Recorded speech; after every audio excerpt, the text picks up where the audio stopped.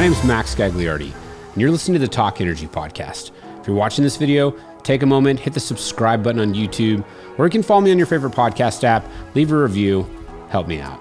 This episode's guest is the notorious little green chicken who puts out some of the best energy commentary on Twitter. That's right, Doomberg. For those of you that don't know, Doomberg's the anonymous publishing arm of a bespoke consulting firm that provides advisory services for family offices and C-suite executives. The principals at Doomberg apply their decades of experience across heavy industry, finance, and private equity to deliver innovative thinking and clarity to complex problems. This episode is filled with discussions about the energy policy failures that are happening in Europe and how the US is at risk of falling into the same trap. We talk about how the decommissioning of legacy baseload power in favor of intermittent renewables, while simultaneously discouraging the use of nuclear and natural gas, is not only unsustainable, it's dangerous. And lastly, we discuss the monetary policy backdrop that's the invisible hand having an impact on everything from energy to the crypto markets. Hope you enjoy the show. Doomberg, welcome to Talk Energy. Thanks for coming on. Max, it's a pleasure to be here. I could talk energy all day, so what better place to do it than on the Talk Energy podcast? Yeah, absolutely. No, I know you can. That's why I wanted to have you on. I've been checking out your articles, and awesome the growth you guys have had since getting on Twitter. And it's just been good. I think the first one I came across was the what things are made out of, but it talked about how natural gas was kind of, really just talking about how it makes all these things that are around us. And I shared that article. And I think that was the first one I saw. And then I started following and seeing all the other energy stuff. And I just knew, I was like, man, I'd love to have this guy or these guys on, since you guys are a bit anonymous. But maybe first thing for people, just tell a little bit about Doomberg, what you guys are doing and just the journey to this point. Yeah, great. So really fantastic to be here, Max. And the piece you referenced is sort of a quintessential Doomberg piece. The title of it is called Where Stuff Comes From. And the Doomberg team, it is a team, as you mentioned. We come from industry. So we are a bespoke consulting firm. In our real lives, we consult with large companies and wealthy family offices and wealthy individuals on, we're sort of a think tank, and we look at problems differently. One of the things we love to do and that people hire us to do is to distill complexity and to connect dots and to see patterns where perhaps more quickly than they might see themselves. And Doomberg is the publishing arm of that bespoke consulting firm that we launched back in May of 2021, so it's 7 months old.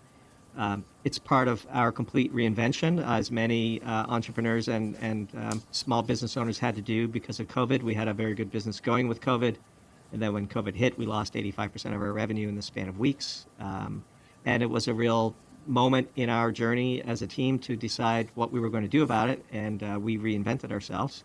And one of the channels of that reinvention is creating the Doomberg brand from scratch, which is really the publishing outlet for how we think. And we thought that given the way the gig economy for brains is evolving, we wanted to participate in that, and so we created the Doomberg Substack. So really it's a Substack channel, doomberg.substack.com, where about 10 times a month, we put out pieces that we think are insightful, perhaps a bit humorous, connect some dots for people. We like to be provocative without being polarizing, and the piece Where Stuff Comes From is a perfect example of that. One of our firm beliefs is that we have a growing disconnect between the knowledge and experience of policymakers that are making decisions that have substantial impact across all of humanity, and the actual implementation of those decisions in the real world, which is where we come from. So, we have multiple decades of heavy industry experience in the sort of commodity side of the economy. We don't view commodity as a bad word. We view commodity as a critical and underappreciated component of how the modern economy works. And so we've resonated with our readers because of that, we think, and we're not afraid to explain things in ways that reduce complexity down to the point where people without a technical background or even a finance background could perhaps understand it. So it's been a ton of fun. We've experienced a lot of growth, as you mentioned, and it's just been an incredible response to the work that we've done. I love it. And so I've been through a similar journey in the sense that, it was probably back in 2020, kind of that summer, I was sitting in my garage, which is now this podcast studio that I've made. And I had like a shaved head because I couldn't go get a haircut, and I had my wife just buzz it, and I'd grown out my facial hair, and I was sitting there just looking like just this strange version of myself, just sitting there kind of figuring out how do I play this landscape where you can't go see anybody, and this ability to connect with people just felt like it was gone for some period of time. And that's what led me to do the podcast. I was very anti-social media, anti-content stuff, and it was probably the biggest mistake of my career. I've admitted that publicly now. And I don't want to go a lot on this topic, but because I know there's a lot of interesting things we can talk about here on this, but I just think it's really fascinating, this reinventing yourself, and then now having this, what I believe is already becoming a powerful brand. I mean, I think the green chicken's great. I recognize it. Anything you guys are putting out, I want to read it. But just a little bit more on this subject, because it's so fascinating to me, this idea around people now putting themselves out there in a different way. Yeah, so one of the things that I think we've been able to tap into is both sides of the equation. For a long time, we, like you, resisted the current of social media, the sort of distribution or the decentralization of education and entertainment. And we thought, because we came from the old world where concrete is poured and the inputs count and the flows matter and the balances matter, and the consequences of getting it wrong are so visceral and so real, that we resisted the really large megatrend of where the world is going. And so we decided, as a consequence of COVID, to sort of we have a piece titled Opposite George from the famous Seinfeld episode. We're like, okay, this isn't working. The world is moving in this direction. Standing into that wind or swimming against that current is not fun. What if we just did the opposite? Let's dive right in. Using the skills, talents that we have as a team, let's embrace the metaverse. People make fun of Zuckerberg and Facebook rebranding themselves. I think it's a brilliant masterstroke to capture the zeitgeist of where the world is going. And so we decided to create the Doomberg brand, and it is a brand. Branding is one of the things that we consult people on, and we put a lot of thought into the Doomberg brand. It is, we believe, a fantastic brand, and we treat it as a critical asset. We have a brand book. We only use certain color tablets. We have to stay on brand. Brand discipline is one of the first and most important steps of creating a successful brand. So we embrace the entire metaverse. We've created this. And in fact, one of the reasons we're anonymous and we are the character of the green chicken is because in the metaverse, you can be anything you want. Yeah. And since we weren't starting with a large personal social media footprint, you really can't stand out. You can't create a brand unless you stand out. You can't be remembered unless you stand out. And there's something unique about the chicken. I'll confess, the brand is actually the eyes. There's something about the way the chicken's eyes look that is the perfect balance of the brand ambition we hope to achieve. And that brand ambition has three attributes. First is that we should be funny without being silly. The second is that we should be provocative without being polarizing. And the third is that we should teach without being self-indulgent. And to the extent that each of the Doomberg pieces, when they hit your inbox, if you feel that way, because brand is nothing more than a gut feeling, if you feel that way when you open up a Doomberg piece, then we have succeeded in our brand ambition. But that, you can't, it's very difficult to develop a successful brand without a really well thought out brand strategy. And, the old expression is, those who can do, those who can't teach. As professional consultants, we took umbrage to that, and Doomberg is the ultimate manifestation of our ability to do, as well as our ability to teach. I love the thought put into it. You're making me feel like I need to figure out what my brand, I need to start writing some of this down. I think I have like a decent idea in my head of the different things that I want to put out there, but I love the thought you guys have put into it, and it's working. I mean, it's something that's recognizable, and it is getting a lot of people's attention, and it's for the right reasons. I love the provocative, but not, what was it? Provocative, but not polarizing. Polarizing. That's great, because it's always like I'm always trying to, dance that tightrope of, it's like, well, I get rewarded for saying provocative things on social media, right? But also you get rewarded for saying polarizing things. And you can, tweet something, and then you look and you see some Fox News pundit blue check mark who retweeted it, and you're like, like this is gonna be like very much on the one side. So it's always that balance. It's very hard to walk that line. I think you guys are doing a good job. Well, this is a really, really critical point. And I would say you have very good brand instincts and good instincts around this entire project. And one of the things we try to do in our professional lives is to help people like you crystallize those instincts in a professional way. Okay, like given that this is your ambition, how's the very best way to do it? And by the way, we've made some mistakes. There's no like this has not been an ideal execution, but we have a very disciplined mistake management protocol. They should be rare, admitted to, corrected, and learned from. So we've thought through this pretty well. And you said the exact point, which is it would be much easier for us to grow an audience by simply writing positive pieces about crypto. Like that, if you go to YouTube, you see that today. Right. You see, we could dive into the AMC Apes pool and create a bunch of slick videos about conspiracy theories and how the dark pools are out to, circumvent the short squeeze that is rightfully yours. We don't want to do that. And we believed as a team that you could create great content and still grow rapidly in the metaverse with proper brand discipline execution. And in fact, brand is only one of the 5 pillars of a successful business. Happy to go down this current with you. There are actually 5 pillars to any business. Brand is one of them. Channel is another. Technology is a third. Production is a fourth. And demand creation, i.e. sales and marketing, is the fifth. And any business can be analyzed through those 5 pillars. And when we decided to go down the path of creating Doomberg, we treated it like a business. It's free today. If we succeed, it won't always be free. And we think about those 5 pillars in everything we do. And one of the failure modes that we see with a lot of content creators, especially those on Substack, is they focus almost all their effort on production, which is the writing of their pieces. And they think that that is necessary. They think that that is sufficient. We would argue it is necessary, but it's not sufficient.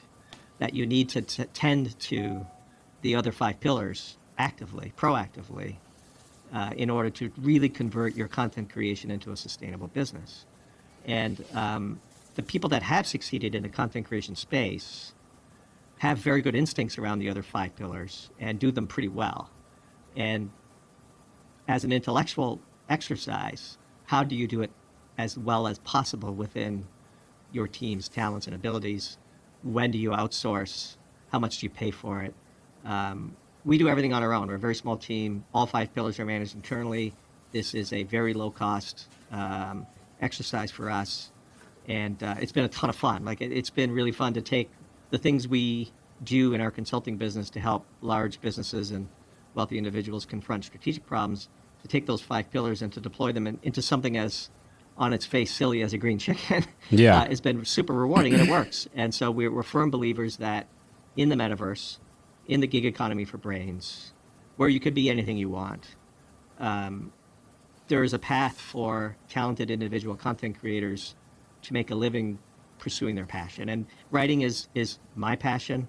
The team that supports the effort are all playing their own parts, and that's consistent with their passions. It's really hand in glove. It's been a total fun experience. And the really positive part for us is if we do this right, we, in theory, will never be susceptible to an economic disruption, the likes of which we saw in March of 2020, ever again. And what a glorious thing that would be for our teams and the families that the teams represent.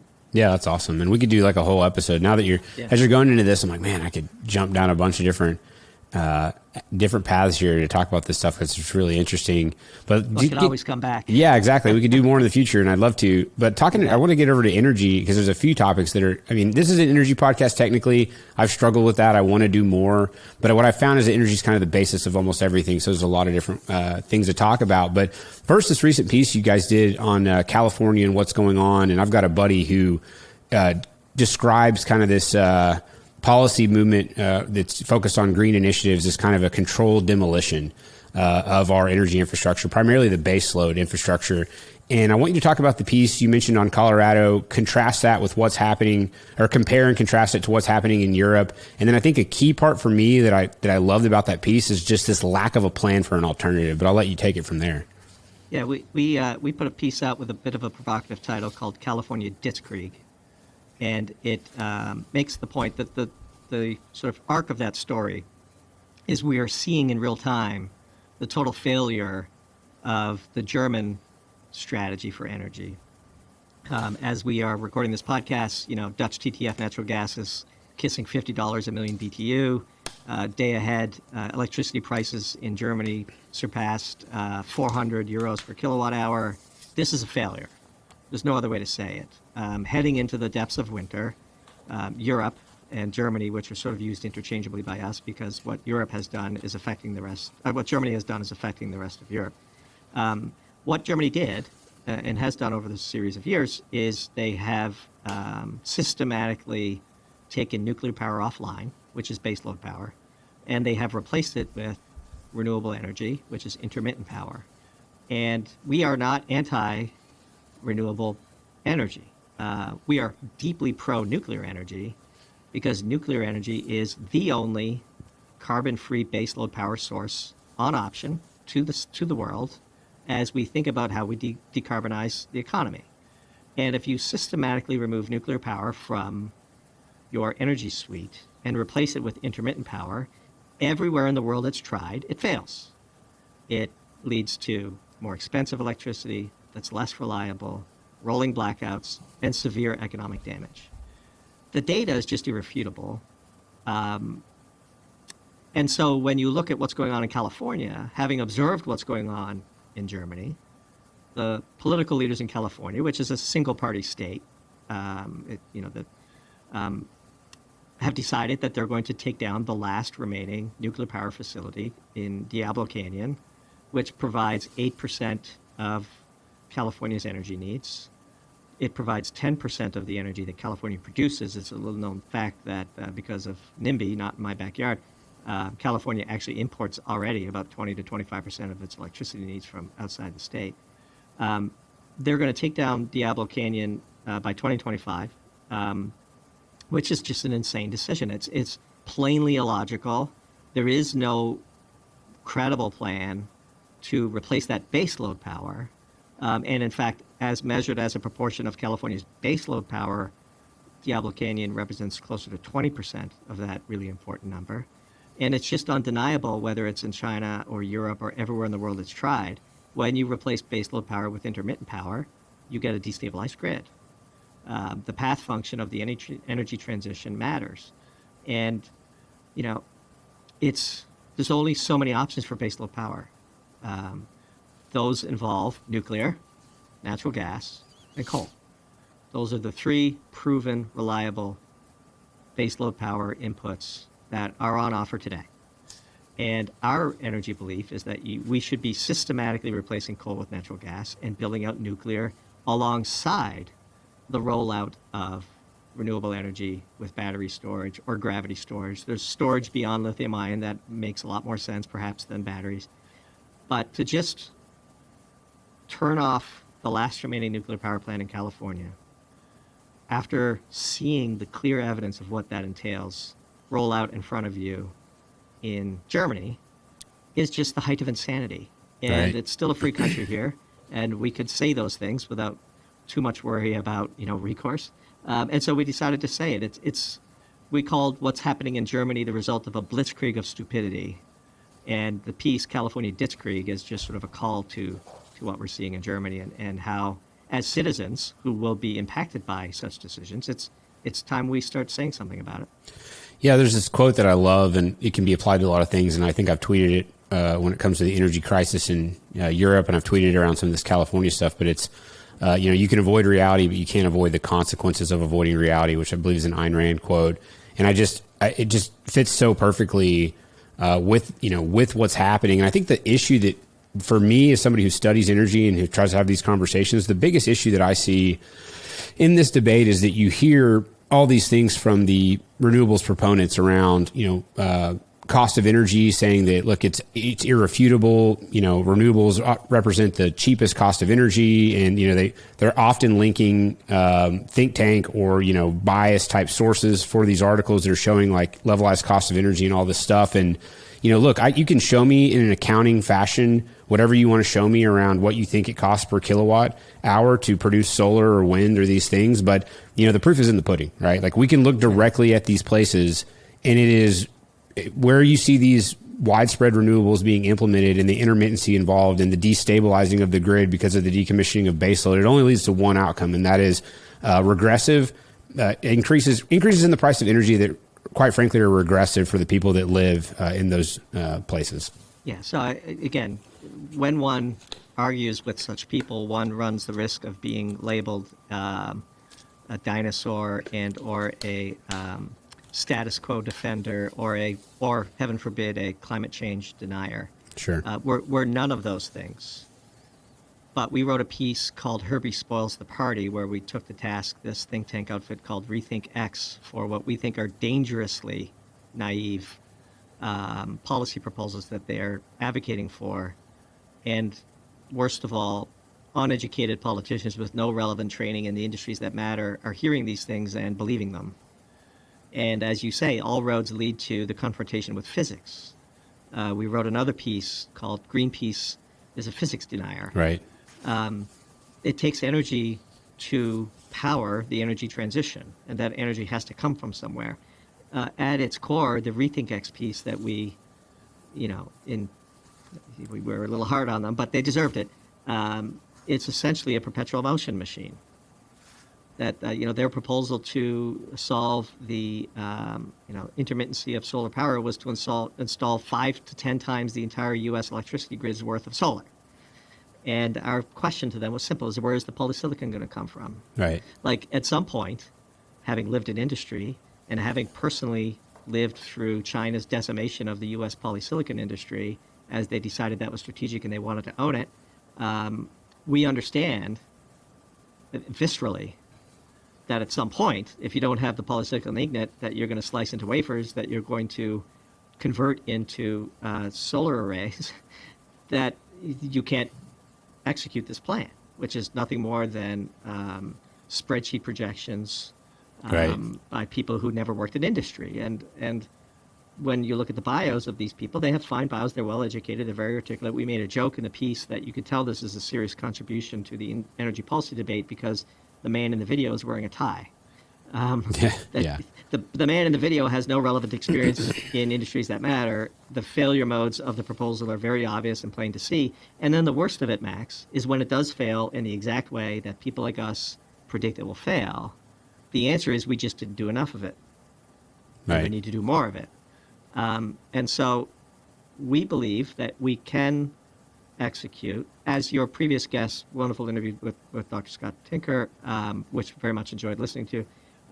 This is all about trade-offs and path function and optimization for life, because energy is life, which is one of the things we say over and over in all of our pieces. When you are adjudicating on the future strategy around energy, there's no escaping the moral component of that, which is you are effectively, de facto, adjudicating on who lives and dies and the manner in which they live, the lucky ones who survive. And so this is very serious business. It's very easy to be flippant and say that people who are pointing out some of the flaws of the manner in which some of our politicians are proposing that we go about this energy transition is nothing more than climate denialism or dinosaurism. It's none of those things. We come from the industry. We've participated in the renewable energy space. We have pretty deep knowledge, as is apparent, I believe, from the quality of the writings that we've put out there. We've not yet heard compelling counter arguments to the pieces we've put out. It is insane to disarm yourself of baseload power that is carbon free in an effort to decarbonize the economy.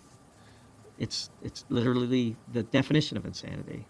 And we anticipate that California will proceed headlong into this disaster, and they will decommission that nuclear power plant. And come 2026 and 2027 and 2028, when the electricity grid collapses and the last remaining manufacturers in the state move out, the same politicians that put us in that spot will be the first to say we should just do more of it.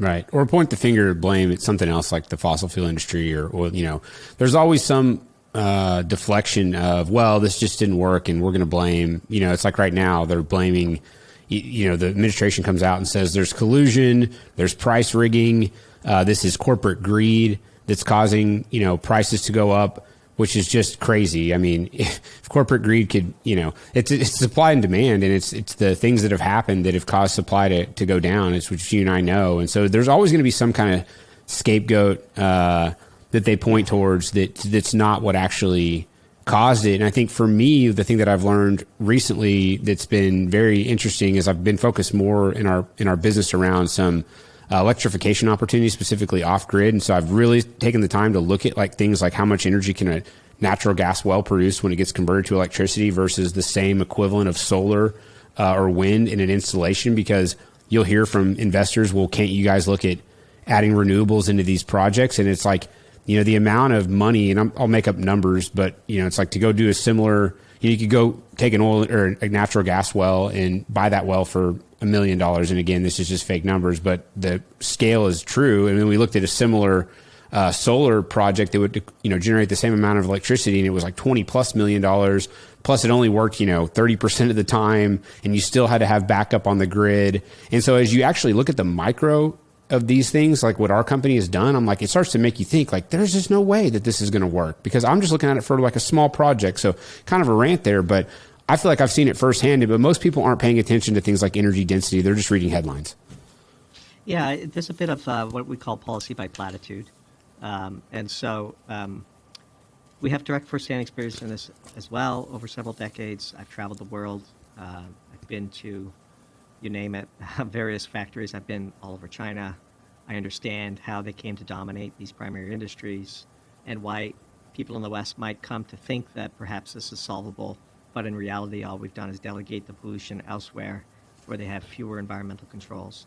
Again, I don't want to sound like there isn't a thoughtful counterproposal to what we see as poor policy choices. So, for example, and this might anger some people that are to the right of the Doomberg team, it shouldn't be that we burn any coal in this country. We should be actively replacing coal-fired electricity plants with natural gas. We have an abundance of natural gas, so much so that the rest of the world is so hungry for it that we can't build LNG export terminals fast enough.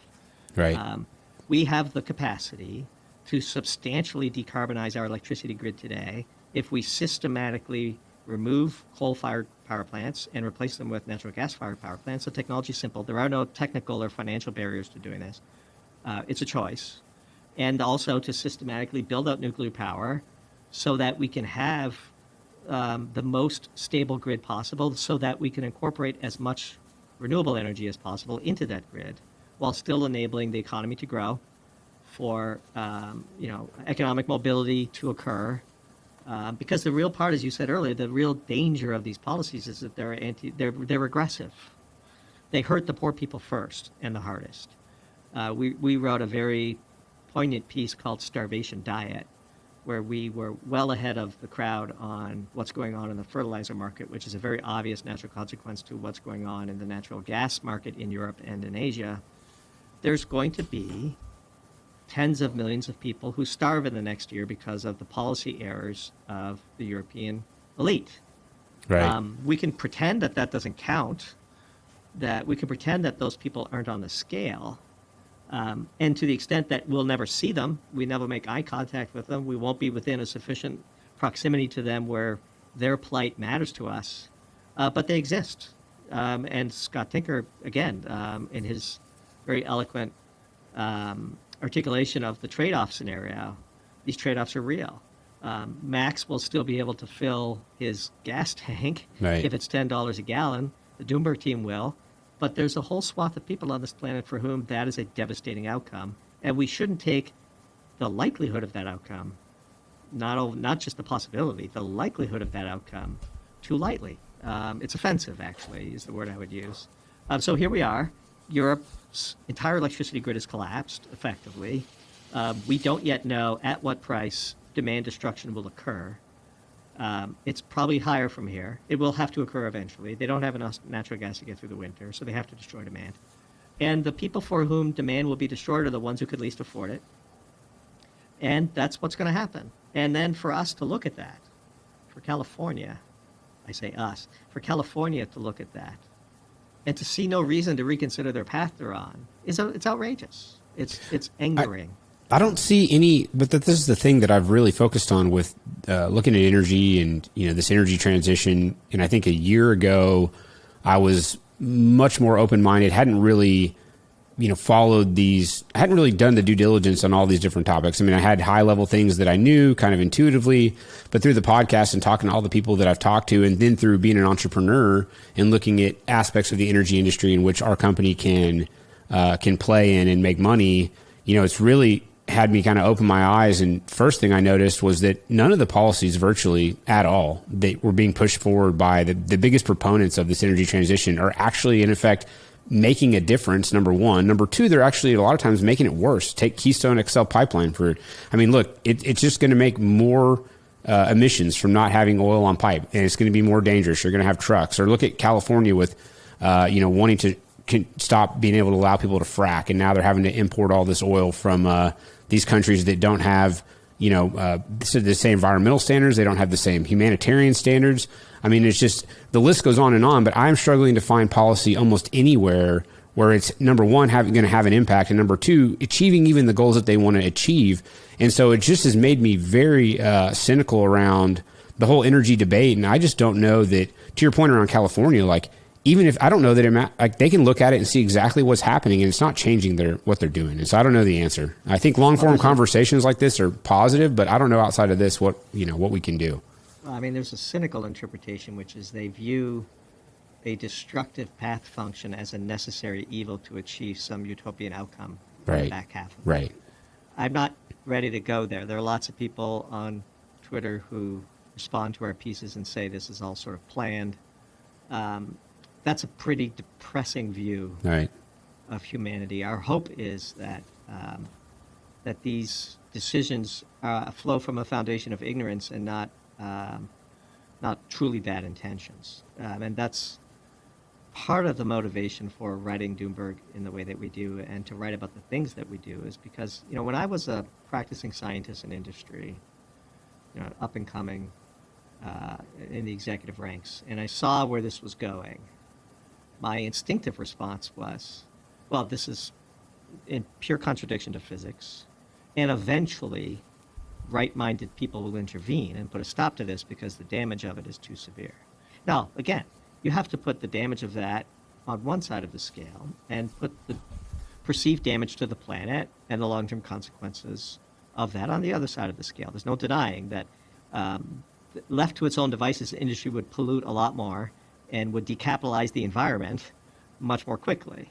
And we know this is true because we can see how much of China's manufacturing behaves when it's unfettered versus the stringent permitting and inspections from the EPA and similar agencies in Europe that we see in Western manufacturing. And I've competed against Chinese manufacturers. I can tell you full-throatedly that when your competitor's water treatment plant is a pipe to a river, right, you can't compete on price. It is cheaper to make stuff with no environmental safeguards. I would prefer that the entire playing field of the world had environmental safeguards. So again, to argue that certain policies in the environment space are foolish, dangerous, and will result in the death of tens of millions of people is not to say that we should have unfettered capitalism. We are not unfettered capitalists at Doomberg. But we do think that we need to be realists, and we need to understand the laws of physics, and we need to understand the constraints, and that perpetual motion is a fallacy, and that there are real consequences for getting it wrong. And so we ought to have long-form open debate where people aren't canceled for expressing a view. And that's what we try to do. And it's also part of the reason why we stay anonymous, because if you're a person, you're much more easily canceled than if you're anonymous, in which case people are kind of limited to confronting the ideas that you write about. We wrote a piece called "Why Are Cows Sacred?" which is an interesting question. Cows are sacred because they're the world's first solar-powered rechargeable battery. Cows do a wonderful service to humans in that they provide for a substantial portion of Maslow's hierarchy of needs. And, they can convert unedible grasses. They're essentially taking, instant solar power that hits the earth that is of no good to humans and converting that power into something that is incredibly good for humans. Milk, which can be stored as cheese, and also meat when the cow eventually passes. Cows are sacred because cows, for eons, played a central role in enabling humans to prosper. And that very quickly reduces down to energy as life. The human endeavor is a constant, unrelenting struggle against entropy. Right. And we need to waste a lot of heat in order to beat back the power of entropy. And in a perverse way, your standard of living is nothing more than the amount of heat you get to waste in order to impose order on your local environment. It is a fundamental condition of humanity that everyone, everywhere, wants a better standard of living for themselves and for their family. And as we adjudicate energy policy, to ignore the fact that we are effectively deciding how the energy pie, which is limited, will be distributed, is unethical. I can't say it any other way. Yeah. It gets back to this idea of like a top down. Can a government or the allocators of capital, whatever the powers may be, can they top down control something like as complex as the energy complex and energy markets? And can they just say, well, we're just going to decree basically that this is how it's going to be? And I think if you look at all of the history that we have over the especially last century around these governments that have tried to kind of top down decree different things in different industries, it's led to just horrific results. And I don't think anybody can argue that. Yet we're sitting here still today, taking very, very complex systems and trying to make them, extremely simple and just, okay, we'll just have one talking point. We'll drive that home and that'll change everything and everybody will be better. Like you mentioned earlier in this utopian version of the future. And it's just not realistic.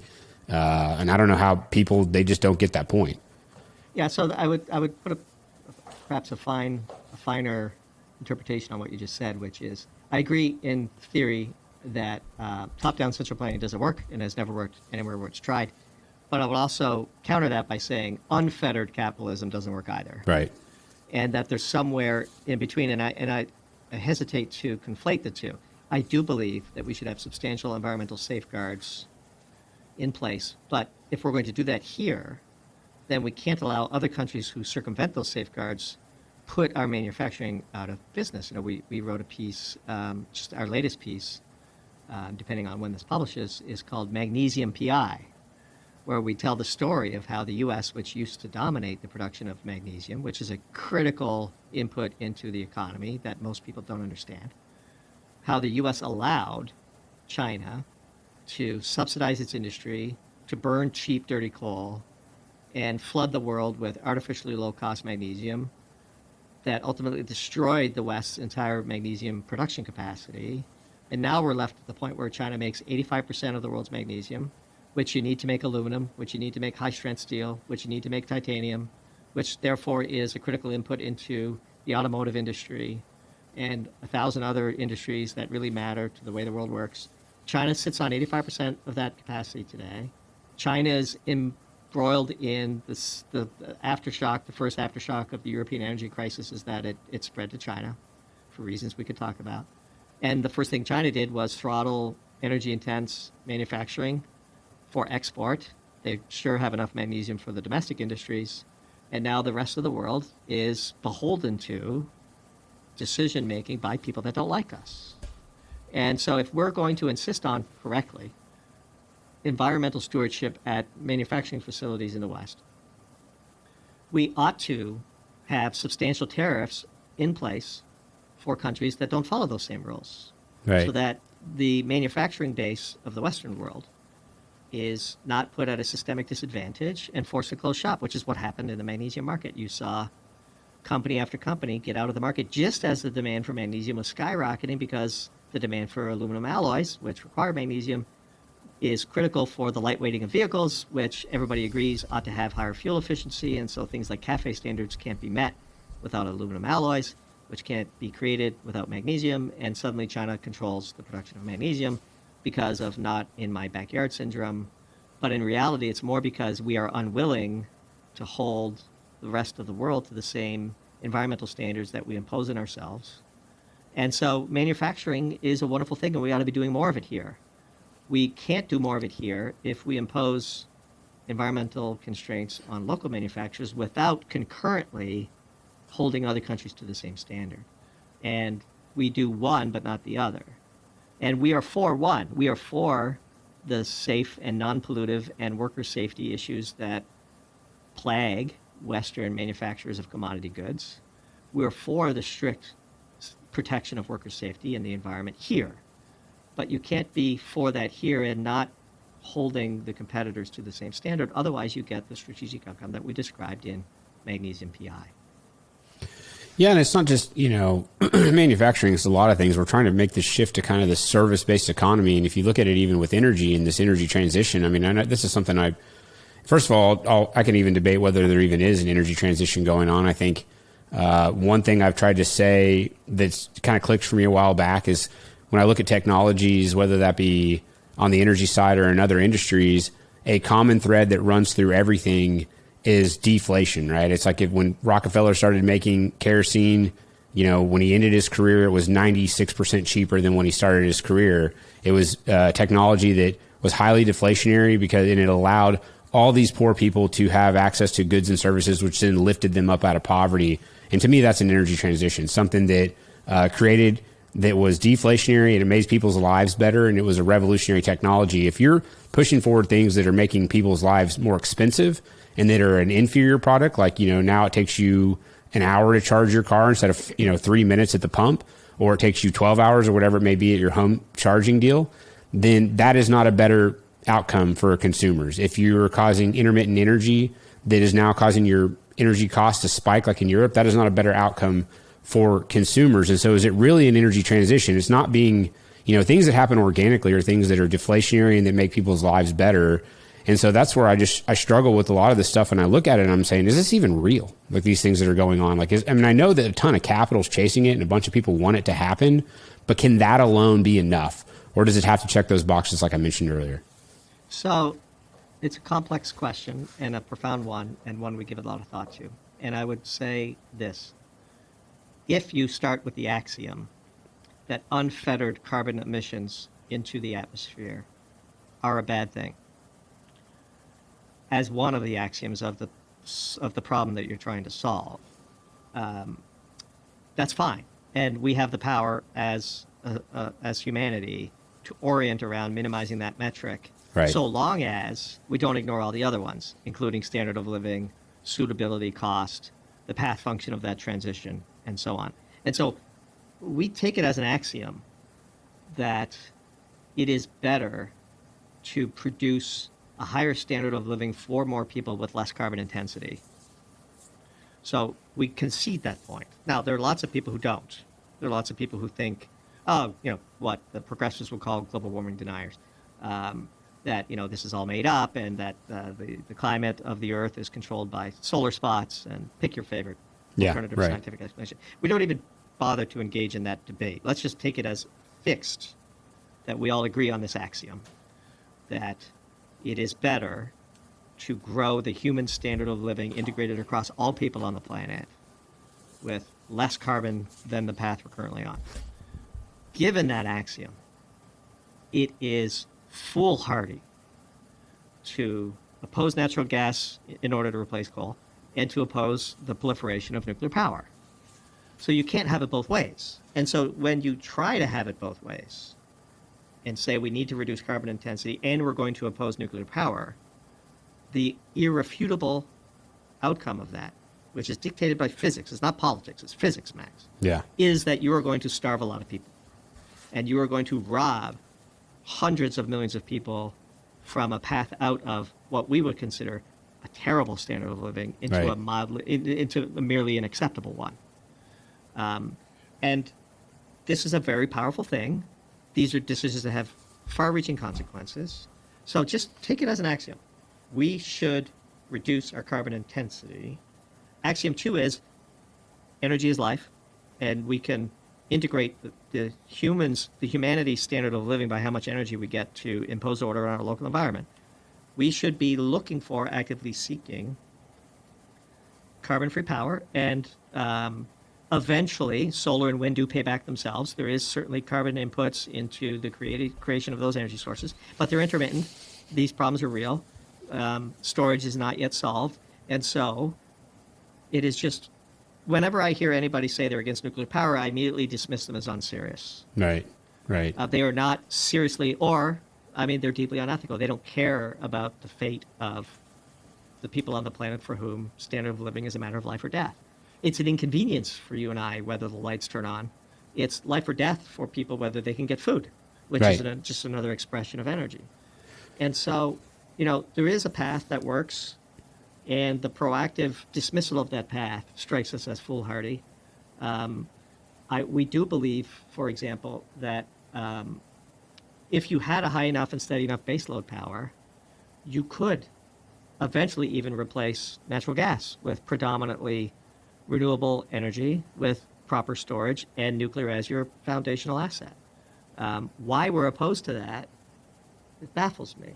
And there's all these canards. So, nuclear waste, or, these things are dangerous. Nuclear power is the safest power source out there. Nuclear waste is a solved problem.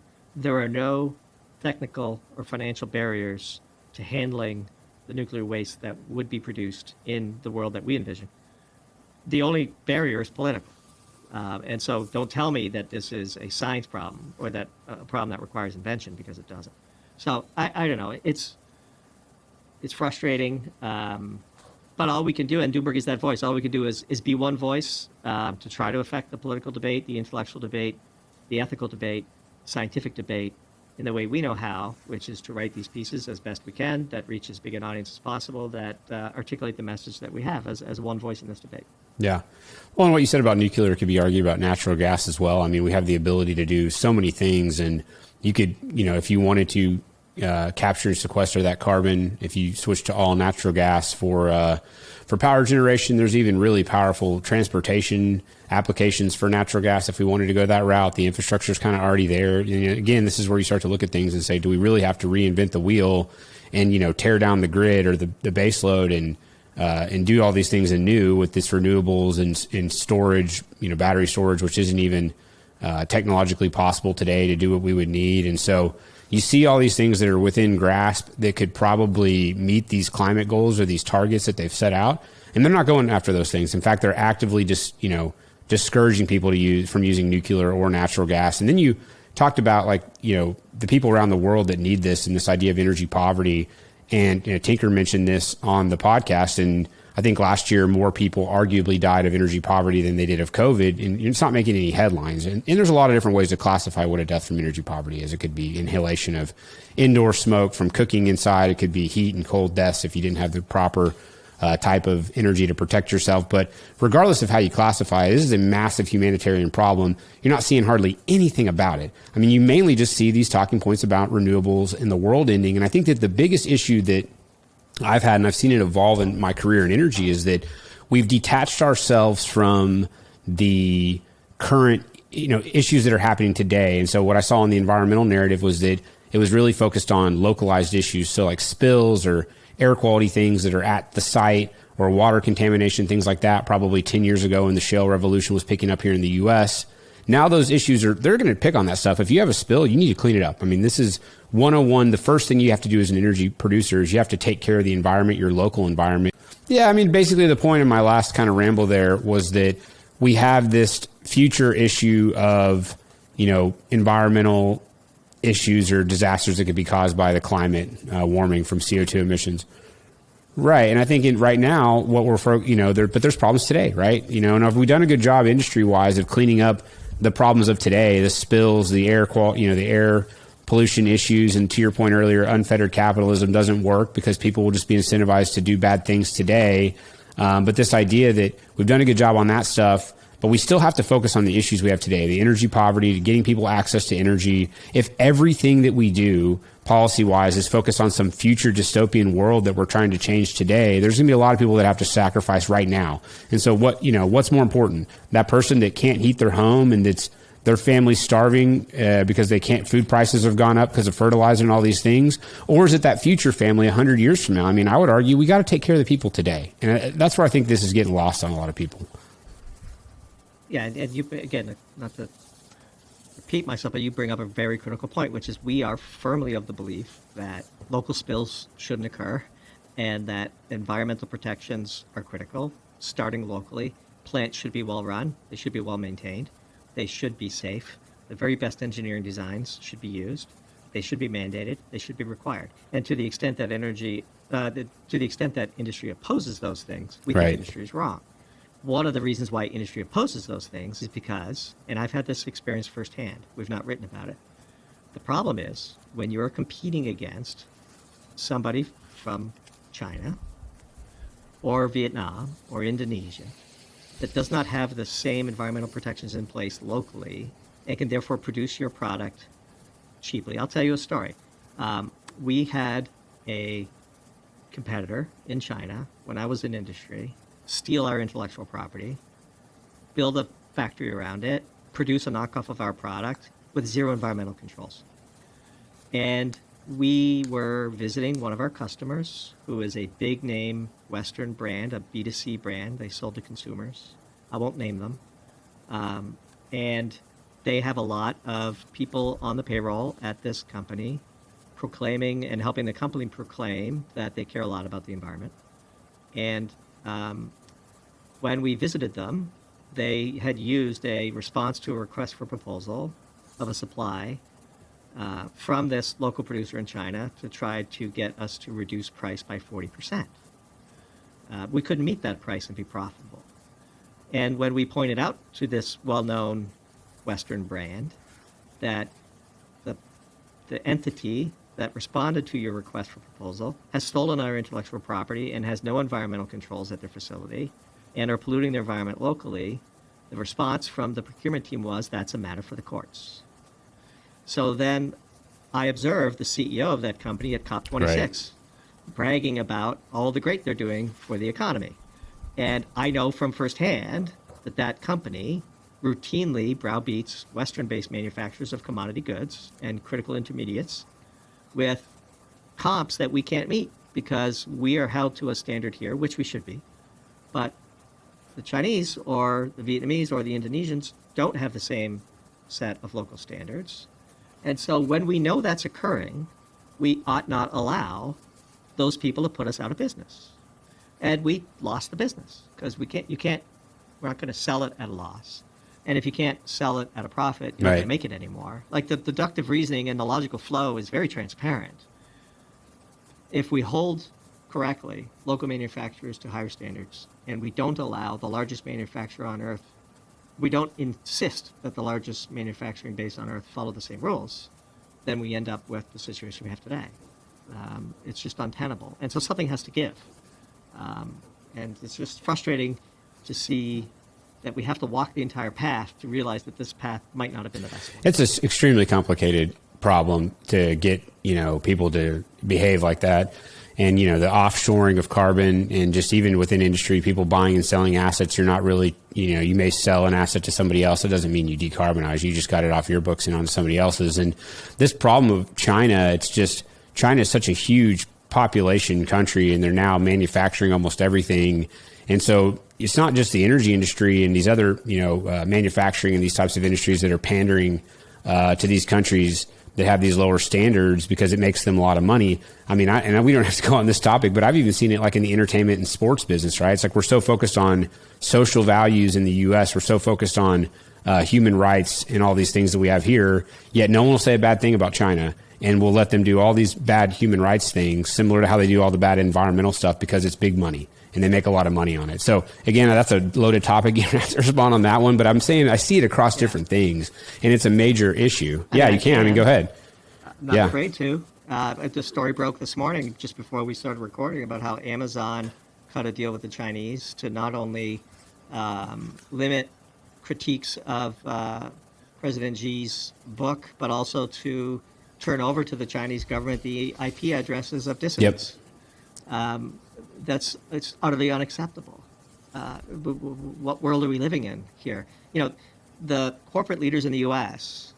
are just as to blame for the situation we're in today as what we would say is poorly educated, sort of environmentally oriented progressive politicians. I mean, they do themselves no favors, Max. Like you either behave in an ethical way or you don't. You either treat your workers fairly or you don't. You either genuinely care about the environmental impact of your facility or you don't. And every time a company like Amazon, which is a giant, and hopefully they don't cancel my Amazon account because I come to the point where I need them, but it's not okay for a company like Amazon or Apple, pick your favorite large company, to have a different set of rules for dealing with the Chinese just for money. And we see it over and over again. And, it's a tough problem. I get it. Shareholder pressure, etc. But if you don't sort of operate within your own fence line consistently and globally in a way that you would like to be treated, then it leaves you open to and subject to criticisms from both sides that weaken your position. And so I do think that we see a lot of that, and it's what, Nike or the NBA basketball, or Right. pick your favorite, Hollywood. There's huge amounts of investment by the Chinese into Hollywood. This is real. This is happening. It's just undeniable, and so it's complex.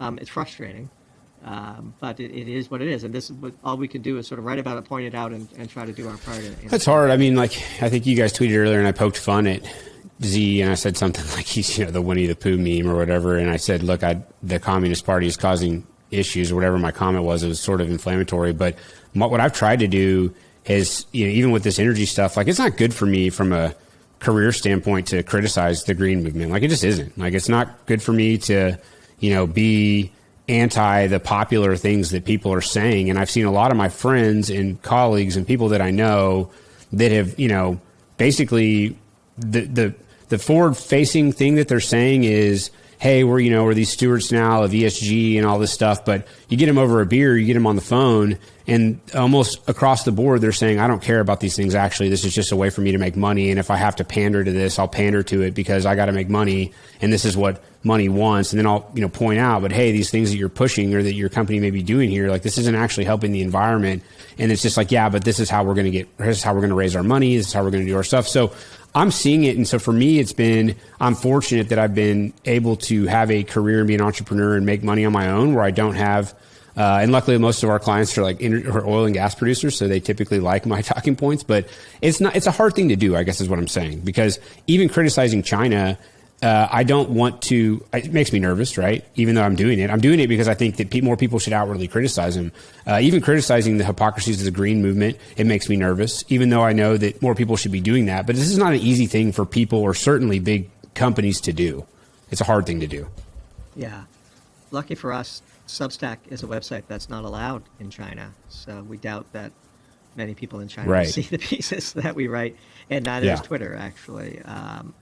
I've traveled to China a fair bit. Luckily, I'm in a position now where I won't ever have to travel to China again, at least not while it's under Communist Party rule. I don't intend to ever go there again.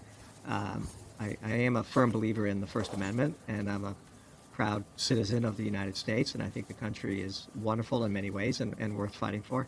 And we're not afraid to criticize the Chinese or the environmental movement for, if your criticism is a sincere attempt to improve things, which is how we view pieces that we write, which is we're not without solutions. We wrote a piece called America's Energy Policy, America's Energy Strategy is Bonkers. And in that piece is our thoughtful proposal for how we should go about it, which is replace coal with natural gas, rapidly build out nuclear alongside the continuing deployment of renewables, a Manhattan-style project on grid storage, and a systematic replacement of internal combustion engines with plug-in hybrids so that we can get maximum fuel abated per pound of battery.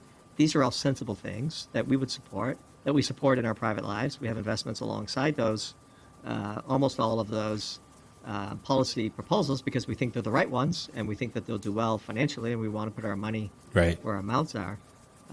We are unafraid to criticize China today, although we are not unaware of the risk of being canceled, the big tech censorship, especially as content creators. If we aspire to have Doomberg be a thing, and we do, we have to be mindful of the risk of cancellation. One of the reasons we're on Substack is because Substack does a wonderful thing, which allows you to own the emails of the people that subscribe to you so that you could port your business elsewhere if for some reason they decided to make it less palatable for you to be on their platform. But we are also big proponents of platform diversification. We have a large Twitter following. If we could cancel on one platform, we'll at least have the other, et cetera, et cetera. These are real things that you have to consider in the metaverse. And part of the reason why we decided to dive in and try is to learn these things firsthand and to understand what the options are for content creators. And so yeah, I mean, I saw your tweet before we got on, and I do think that Amazon story is an outrageous scandal. It just is. And my tweet follow up to that was, has Amazon given the IP addresses of American citizens to the Chinese that are critical of the Chinese?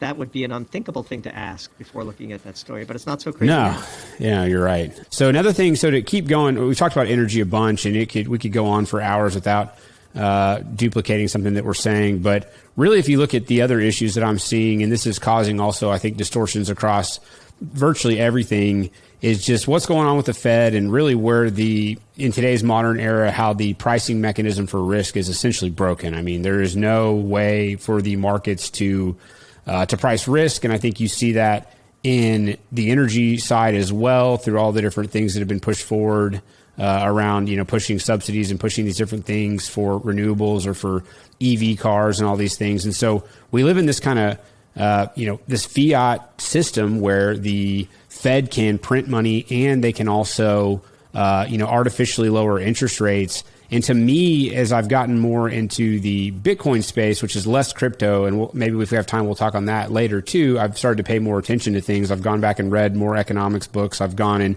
looked at the history of money and these things. But I'm just seeing so many issues flooding through because of this. And maybe I'm just drinking too much of the Kool-Aid of the people that I follow all the time. But just your thoughts around how the Fed and everything that's going on is distorting things. Yeah, and I'll start with a disclaimer, which is relative to our experience in education and practical know-how in the energy space.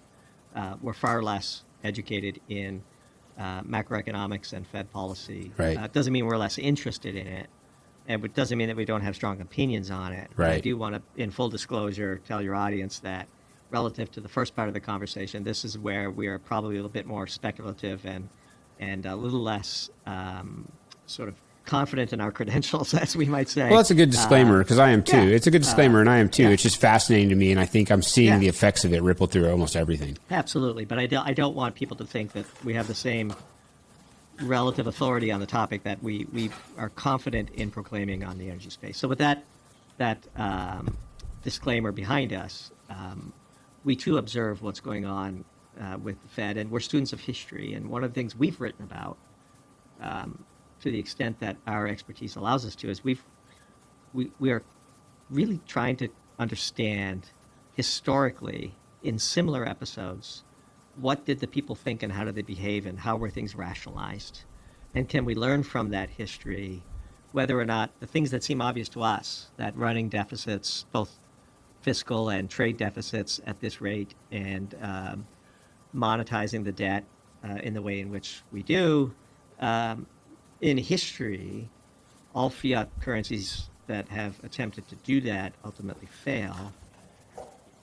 It would seem to be that we are headed towards globally a synchronized version of a debasement of fiat currency as we continue to monetize debt. And look, people will say, oh, we don't monetize the debt. We monetize the debt. Right. Like, it might not be directly, but the Fed monetizes the deficit, period.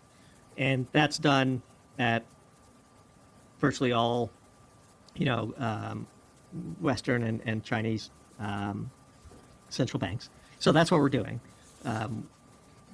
We are doing that in the face of a huge supply crunch, driven by, I think, policy blunders in the energy space, and as a consequence of our reaction to the COVID-19 pandemic. So when we shut down the economy, we created a huge deflationary pocket, and correctly, given if you take the shutdown of the economy as an axiom, not as a policy decision to be debated in hindsight, the correct response was to flood people with money to fill that deflationary pocket to avert total economic collapse, which, to the credit of the Fed and other central banks, they did.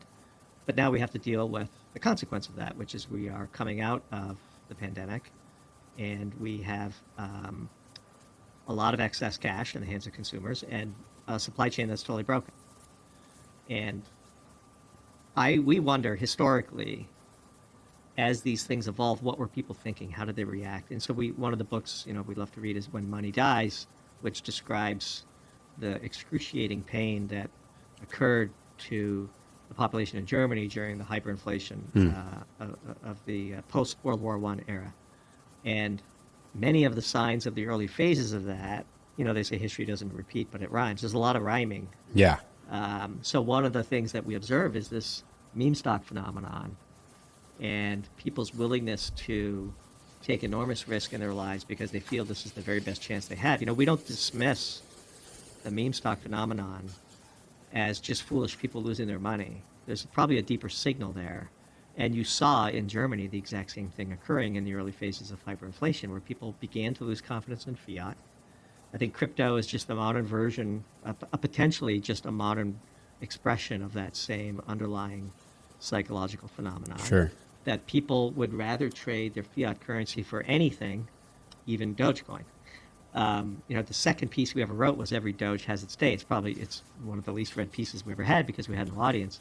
Right. But in that piece, we were careful to say we don't dismiss the Dogecoin phenomenon as simply the fallacy of uneducated people looking to, win the lottery without work. There's potentially a deeper signal, and the thumbnail for that piece was the iconic picture of Weimar with the guy holding a wheelbarrow full of Deutschmarks. And so this is something we give a lot of thought to.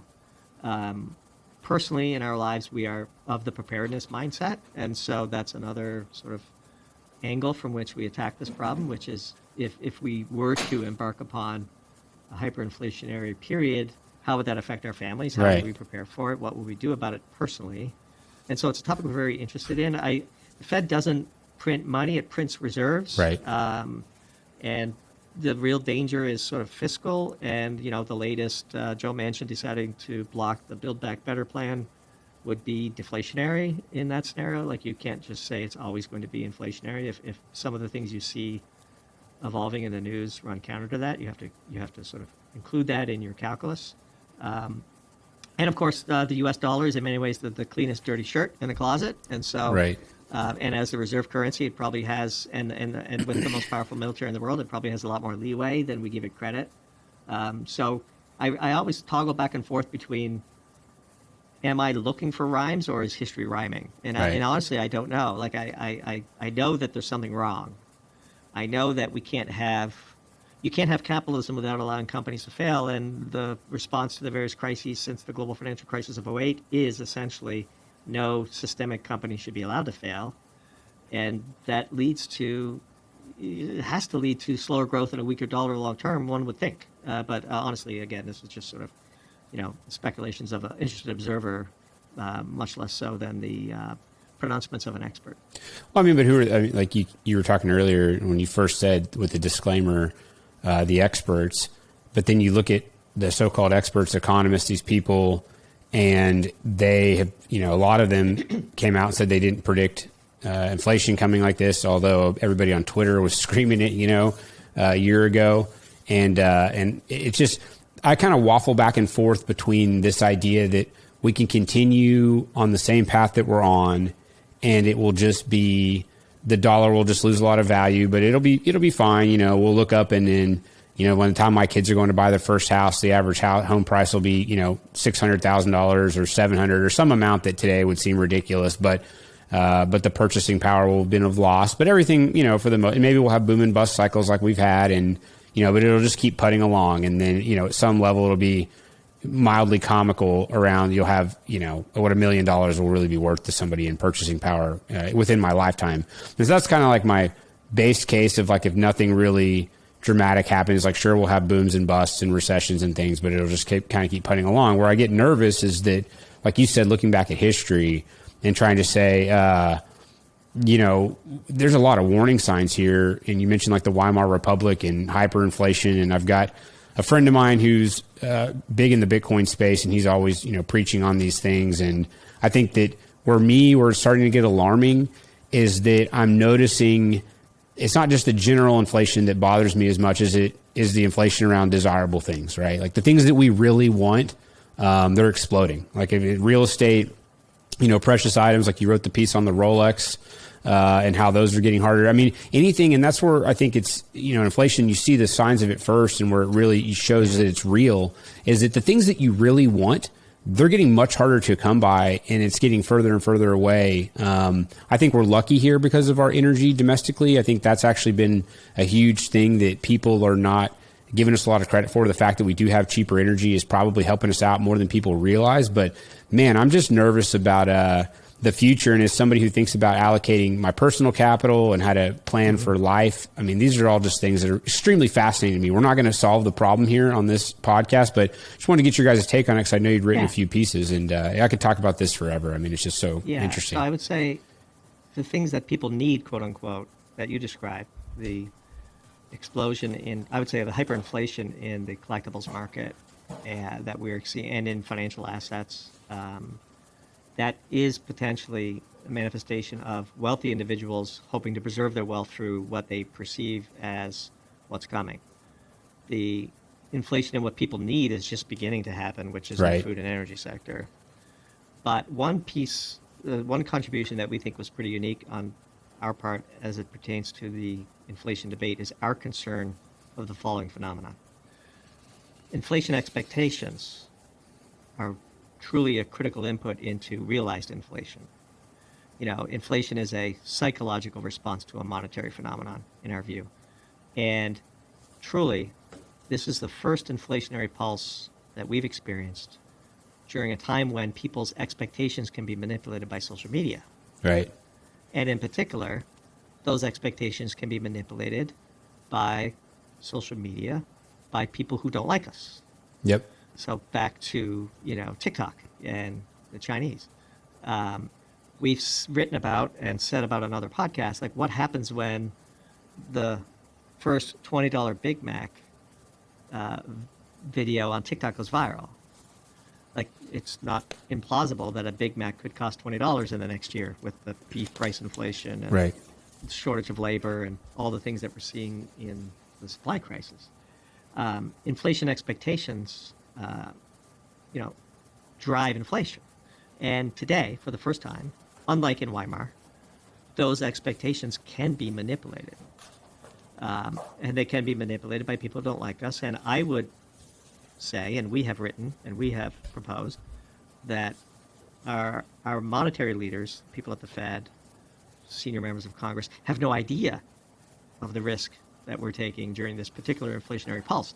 I don't think anybody would argue now, given where the CPI print has been coming in the last few months, that inflation has exceeded what the deflationists have argued would have occurred in 2021, and that the depths of the supply chain crisis are worse than people thought, even though we've been screaming about it for months. Right. But this is the very first inflationary pulse that is occurring in a hyper-interconnected world where algorithms get to decide what you see and how you see it, and in a way, how you respond to it. And that's very dangerous. And the deflationist argument, which I get, which is that, you know, a sufficiently high spike of inflation will lead to a deflationary collapse of assets, which will then, by necessity, spill into the economy and put a damper to inflation. I could see that argument. I don't know which side to come down on, but we're Doomberg for a reason. We see the risks first, and one of the big risks is, at a time of elevated inflation, the path from elevated to hyper is a lot shorter than our economic leaders and historians who may not understand how things go viral on social media and how people's interactions with the information that they get can be manipulated. This is a very dangerous time, and one that we need to watch carefully. Yeah, I mean, my good friend owns a restaurant group, and they've been holding it back basically on increasing prices, but it's gotten to the point where it's just, you know, they say it's ridiculous. The price of foods is, the way he described it is ridiculous. And that, you know, next year, probably starting in January, they're going to be, you know, $15 sandwiches is what's going to be on there. I mean, this is in Oklahoma. This is not in New York or, you know, California. You could go in and stroll into a sandwich shop and still pay, you know, $3. And down at the deli at our office, you can go in there and last year pay, you know, $3.50 for like a turkey sandwich. And now it's $6, $7. I think it's $6.99 now. So it's, you know, almost doubled, or effectively doubled in price, which it was already really cheap to begin with because it's a little deli in Oklahoma and they can make really cheap sandwiches. But we're seeing that flow through, and this idea that, oh, it's okay, like higher prices will cause deflation. It's like, no, people have to eat, you know, like just because you have higher prices, what are you saying, that we're just going to eat less food? That's going to cause it to be deflationary? Like, I get it with the luxury goods, maybe that could be the case. But even then, I mean, wealthy people are probably driving a lot of those purchases, and they're still going to want to have their boat and their lake house and these things as well. And so I understand that there will be some demand destruction with the higher prices, but when we're seeing it roll through to it's like people got to heat their homes in Europe, right? Like, I don't care how much inflationary you see on this argument is a little bit circular reference to me this is going to cause deflation, but I don't know. I agree. And again, I don't have the answers. I just see the warning signs. And as you say, pretty hard to argue that energy supply shock induced inflation isn't what's going to come out of what's going on in Europe today. I mean, how would you like to be BASF trying to run Ludwigshaven's sprawling chemical complex with $50 million BTU natural gas as an input? Yeah. It's just not going to work. They're going to shut it down. There's going to be less supply. Last I checked, the European Central Bank is still pumping liquidity into the system, and that liquidity is going to be chasing fewer goods. If you mix in a social media algorithm-driven collapsing confidence of people's confidence in the fiat, well, that is literally the definition of how hyperinflation occurs. And one area that I would keep a close eye in is Turkey. Yeah, right. Turkey's the 20th largest economy in the world. Wow, I didn't realize that. They are, the Ottoman Empire was a thing for a reason. They're very strategically located. They're an important contributor to the global economy. And through a combination of currency mismanagement, strong-arm totalitarianism, decay in the belief of the currency, the Turkish lira, as we, record this, is collapsing. And I've tweeted, it looks like a shitcoin. The chart of the Turkish lira, the Turkish US dollar cross looks like a standard sort of crypto coin going vertical. The Turkish economy must collapse. And that could be, World War I started with an assassination in an obscure part of the Austrian Empire. Who knows what the pebble dropping into the lake that creates the wave that hits our shore is going to be. But since we are called Doomberg, we're always on the lookout for such things. And one situation we've been following for some time is what's happening in Turkey. And that's a not unserious potential contagion event because, the banks in Spain own a lot of Turkish debt. And you just sort of look at the dominoes that might fall from that. We live in a news cycle right now where none of these normally catastrophic things seem to matter. And one wonders when they begin to. It can't be that the price of electricity at the heart of the European manufacturing complex going up by a factor of 8 or 10 isn't going to have an impact. It can't be that the collapse of the 20th largest economy's currency is an event that we can just observe from a distance and not feel. Right. I don't know how it all plays out, but I know that we're entering a very dangerous time. Yeah, no, it's I love the coverage on the Turkish lira. I've been paying attention to that as well. And this is kind of bringing it to the last topic. And I know you guys have written about crypto. I've read the piece. I don't know if I've read everything you put on there about crypto, but one that I liked was about the SEC coming down on DeFi. Totally agree with that. I've been really focused on the Bitcoin space the last kind of, call it 12 months. We got introduced to it through the energy angle. There's a lot of really interesting things happening in the energy space around Bitcoin. You're seeing, huge anchor tenants in places like Texas where these giant Bitcoin mining farms are taking out the base capacity needed. They're basically coming in and anchoring projects that would be power that would otherwise go to waste. And it's creating this really interesting pricing mechanism for energy and incentivizing more robust baseload. And it's just a really interesting topic to me at first. And I just thought, well, this can't be real. And so I've spent kind of the last year diving into it. Now our company is actually working in the space, doing some projects. But, it all seems to kind of tie together with energy and, the Fed and all these things going on. And you mentioned earlier crypto, and I think people are looking for an escape valve. And so I was just wondering, have you looked at, or I don't know that I saw a piece specifically on Bitcoin. I think you guys have talked more about crypto broadly, but just give me your thoughts on kind of crypto broadly, and then maybe we can dive in just a little bit more detail on some of the different types of coins and things going on. Happy to. So I would say that we are broadly perceived as being skeptical on Bitcoin and the crypto space, largely in part because some of the earlier pieces we wrote that got a lot of play included a somewhat negative assessment of stablecoins and the threat that they represent to the ecosystem of crypto. Yep. One of our beliefs is that you shouldn't measure the price of Bitcoin in dollars. You should measure it in tethers, because that is actually the unit of trade that matters. Right. It sets the price of Bitcoin. Our real issue with the crypto space has been, and again, we are not sufficiently educated to have a firm belief as to the sort of ultimate future viability of crypto technologies. We understand that there's some interesting applications of NFTs, and we have a pretty decent understanding of the difference between sort of, a blockchain and a token and all the things that go with it. And we have friends who are incredibly bullish in the crypto space. Our angle on crypto has been the absolute amazement and awe that we have observing the undeniable amount of lawlessness that's in the space. Sure. And we wonder when and how authorities will ultimately crack down on it. And one story that we told in some of the pieces that we've written is, I personally, if I go down to my bank today and withdraw $9,999 twice of my own money, by the way, mind you, that I've earned and paid taxes on, that is fully know your customer, anti-money laundering, clean. If I go to my bank account today as a U.S. citizen with no criminal record and withdraw $99.99 twice on the same day, I run the serious risk of being charged with structuring, which is a crime that was sort of invented after 9/11. It used to be that was your cash.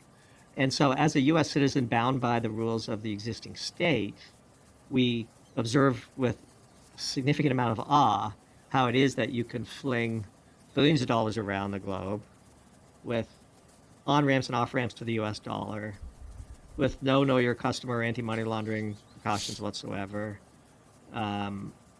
Just things like mixers, like that you can anonymize the history and the hysteresis of your coins. Like it occurs to us that if the U.S. government decided to crack down on this space, anybody who participates in a mixer could be charged with conspiracy to commit money laundering.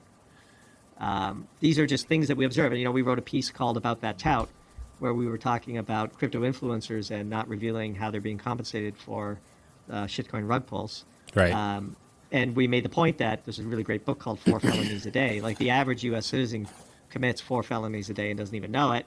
And really, it comes down to prosecutorial discretion as to who gets charged and who doesn't. And we observe this massive amount of fraud, lawlessness, circumventing of regulatory controls, which is fine. I mean, there are many people in the crypto space who view that as the mission, which is to disrupt finance and take power away from those people. We might even be sympathetic to that mission in some instances. But to observe it occur and to observe the authorities crack down on U.S. citizens who operate within the U.S. dollar system with devastating violence to the people being cracked down on, and then to watch, the blockchain is a permanent electronic record. I mean, that's the whole point of it.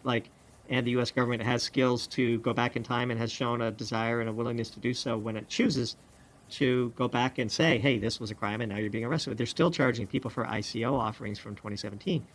And so when we look at DeFi, for example, they're securities. They just are. They are, SEC said they're securities. Yep. And so if you're transacting in DeFi, by definition, since none have registered with the SEC, which was the point of that piece, everyone who is transacting in DeFi today is running afoul of U.S. regulatory laws, and a prosecutor can charge anybody if they want to. And one of the things that we talk about in one of the pieces we wrote is it's called Let Them Eat Pizza, where we took to task the Dallas Fed chair for insider trading. The SEC with glee cracks down on an accountant that works at Domino's Pizza for $32,000 of ill-gotten gains of trading ahead of his company's stock earnings announcement. Right. We're not saying that person didn't do anything wrong, and we are not saying that that person shouldn't be punished. But when you put on the scales of what's occurring in some parts of the crypto space with the zeal with which the U.S. government comes down on relatively small petty crimes of average people, it's a fascinating thing. And when we don't know how it ends, and look, we ultimately in many ways are a corrupt society, and so it could be that if you get wealthy enough and you reach escape velocity, you can fling around billions of dollars. Sam Bankman-Fried is the second largest donor to the Joe Biden campaign. Most people don't know that. There's a lot of fascinating social, economic, and political and regulatory questions that the development of the crypto space poses, and the speed with which crypto is developing, which you now probably know firsthand, far outpaces the speed of the regulatory workings of the U.S. and European authorities. And so it's going to be a fascinating thing to see. Maybe everyone will get away with it. I wouldn't go to my local bank and structure cash withdrawals to circumvent Treasury reporting rules, because I know that's a crime, and I'd rather not be charged with one. We observe people doing things with reckless abandon in the crypto space that authorities are telling you are crimes, and they still do them anyway. And that's, for us, as observers, not large participants in the crypto space. I'm a no-coiner. I've never owned a crypto. I don't have a wallet. It's just fascinating for us to observe and to write about. Well, I agree with a lot of what you're saying. And so everybody thinks I'm like a crypto person, but really I agree with virtually most all you said around the crypto space and around DeFi. I've been primarily focused on Bitcoin, which I have a pretty hard line in the sand that I feel like they're different things. And it's a whole thing we could talk about. And if you really want to start going down the rabbit hole, we're not going to be able to cover it here. We should start to look at some of the stuff around Bitcoin and energy, because it is just crazy, some of those things. But the reason why I draw that line in the sand is because Bitcoin specifically has all these characteristics that are different than virtually all these other tokens. There's some that are kind of like copycats of Bitcoin, and maybe you could argue they're pretty much the same, but they don't have the network effect and the size, and so they're kind of irrelevant around in terms of the whole ecosystem. But primarily most of these tokens or cryptos claim to be decentralized. I mean, even just the term DeFi, makes this proclamation of decentralization. And a lot of people, these are kind of older talking points, but you still hear them repeated. CNBC ran one this week that said that Bitcoin won't be around for very long. And it's some Cornell professor saying that, blockchain is the real invention. This is all blockchain technology, this and this. But hate to break it to people, but, a blockchain that is controlled by a group of VC investors and a CEO that can make changes anytime they want, that is not decentralized. There's nothing decentralized about that. It is a facade of decentralization that you see across the DeFi space, where almost nothing in the DeFi space is really decentralized. And all of it is effectively controlled by groups of people that are enriching themselves via circumventing the traditional mechanisms as to where you raise money around equity or tokens or whatever it may be, or the traditional things that the SEC has put in place to prevent certain types of lending and financial transactions. These are people that are putting things on a blockchain, which is effectively just a distributed ledger, but they're very much controlling these things. These things are centralized. And so the reason why I've gravitated towards Bitcoin is because it's the only one that truly doesn't have this invisible hand where you've got a team of people, or, and people will argue there's whales that hold, huge percentage of the total coins, and that they can, crash the price and all these things. But to my point is that I think that the revolutionary technology was this idea around trustless systems that are not controlled by anybody, that are kind of organic and upheld through a capitalistic mechanism, i.e. proof of work, which is Bitcoin. And that's what's fascinated me, because it actually has those characteristics. I broadly see the rest of crypto pretty much like you're describing it, which is it's just a bunch of people capitalizing on that success of the name brand and the decentralization effect that Bitcoin had, but then trying to use that to enrich themselves and circumvent the normal protocols and systems. So lots to unpack there, and let me try to grab a couple of things that come to mind as you were talking, which is one, Bitcoin and the trading of Bitcoin is a different legal status because Bitcoin has already been ruled by the IRS to be a commodity. And so the trading of Bitcoin is in a completely different category than all other cryptocurrencies and DeFi projects and all that other stuff. So that's one. And two, I would separate the distinction between, will Bitcoin ever go away, or will Bitcoin be the dominant cryptocurrency of the future, from what is the price of Bitcoin in US dollars? Sure. Those are two separate questions. And we're not here to argue the relative utility of Bitcoin versus, Hedera, or pick your favorite other cryptocurrency. There's lots of experts who can far better inform you on that. One of the things we have argued is, if Bitcoin is transacted, if the price of Bitcoin, which people think is quoted in US dollars, but is transacted in a stable coin called Tether that doesn't have the backing of US dollars, and can be created out of thin air by people who want to control the price of Bitcoin, you can have Bitcoin be the dominant cryptocurrency, the cryptocurrency technology of the future, and it be priced at $1,000 USD. Like those two things aren't incompatible. Right. And a lot of people conflate the network effect long-term likelihood that Bitcoin is the cryptocurrency of the future with that means that the price of Bitcoin as expressed in US dollars needs to be higher. And those two things are just not true. Like they don't need to be true. It's a false assumption. And we would argue, look, I've been around Bitcoin for a long time. I had a personal investment in a company in the Bitcoin space well before the 2017 run-up. I understand, what Bitcoin was at $100 when this venture capital opportunity was pitched to me, and I personally invested in it. So I understand the power of the phenomenon. I know firsthand that there's something real here. We don't dismiss it. We just observe that, especially as a percent of the float, the stablecoin phenomenon, which we believe, and we've written about this, a fair bit in the early days. We've decided to move away from crypto just because it's too toxic and it's too easy to grow by writing provocative things about Sure. crypto. We've sort of contributed everything we have to contribute to the debate in that space. But Tether is a big deal. People just say, oh, that's just FUD.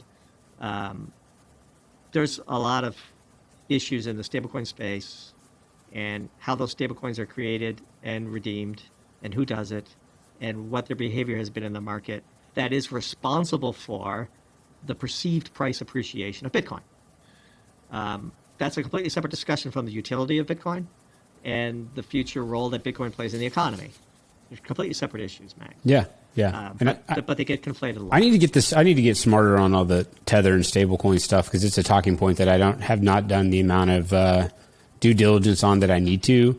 For me, like the basic kind of simple brain or business school brain idea of why Bitcoin will appreciate in price is really just around just the fact that there is only so much and that the network is growing at a fast speed and that people want to adopt it. And then I look around the world and I think that all these people that don't have access to traditional banking, I don't know that Bitcoin will be. It's not solving a problem that the Western world today has. Although you could argue with the problem of inflation and scarcity, it could be solving that problem with that fiat currencies have. But really, there's just a lot of other interesting things around it for me when it comes to something that is totally peer-to-peer and not controlled by anyone. It's almost like if you asked me to predict, and I've said this before, kind of like what the internet, like if you said, hey, in 1990, whatever, tell me what's going to happen with the internet, predict Netflix and Uber and all these things. There's just been no way. Like I couldn't have wrapped my head around it. And that's kind of how I feel about Bitcoin specifically, and less so about the crypto world, is that this idea of an open source network that is totally organic and upheld through capitalists, that is for all intent, very hard to censor. I'm not saying it's uncensorable, but it's very difficult to censor what can be built or what can be changed from that. That's the part that really starts to get me excited, because I just think that in this period of time, all these issues that we've talked about on this podcast, like we need more objective truth. And to me, Bitcoin is this, it's been, you had to expend the energy and the blockchain's been validated, and there's really nobody that can say that it's true or false. It's fairly objective, and it's becoming more and more widespread. And so to me, at the basis of it, that feels like a good thing. And I would say again, I'm not sufficiently informed to give an intelligent appraisal of where Bitcoin would reside in the pantheon of cryptocurrency possibilities of the future, given the forces at play today. We do have sufficient market experience and knowledge of the stablecoin market to say that the price of Bitcoin today, we believe, is at a minimum susceptible to substantial manipulation.